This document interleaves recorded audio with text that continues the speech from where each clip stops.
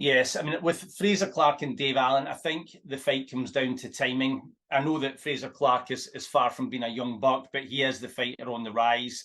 Dave Allen has been very inactive. I don't think Dave Allen really wants to fight anymore. I think that he's looking for a bit of money here and there, and I don't blame him for that. Dave Allen can fight, don't get me wrong, but he stopped taking the game seriously several years ago. So this is almost like he's coming into this fight kind of like a gatekeeper for Frazer Allen. Last time out, Frazer Clarke. Frazer Clarke didn't look good against Marius Wack last time out, who's kind of like a spoiler. But Dave Allen will come to fight. I think that will be his undoing. I would expect Frazer Clarke to conceivably stop him. Might go the distance. I think Frazer Clarke would be disappointed with anything other than a stoppage win. Frazer Clarke will win that fight by virtue of the fact he's Frazer Clarke and Dave Allen is Dave Allen. I love Dave Allen. Listen, Dave Allen, I wrote about it last week. Great personality. He was a beneficiary of the real social media boom in boxing, you know, where he was appearing on IFL and everybody fell in love with his character.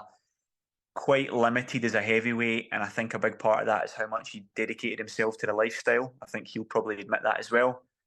Hasn't been too active recently. Clarke is obviously looking to make a statement and is pushing through the gears, probably slower than he would like, but I imagine Clarke probably stops Dave Allen in the second half of that fight.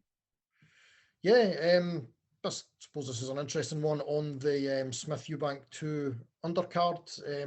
Obviously, Clarke's still sort of building up his record after turning over to the pros.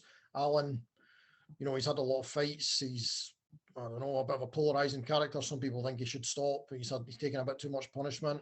I was reading his record, say 21-5-2. He's been stopped 3 times in those 5 defeats. So, you know, maybe things are getting a bit dicey for him. Earlier on in his career, he was a bit durable. I think maybe the durability is gone now from Allen. He can still take a bit of punishment, not as much as he once could. Does he present a threat to Clarke in a 10-rounder? He shouldn't really. He might have a couple of moments early doors, but overall, I think Clarke will stop him late in that fight.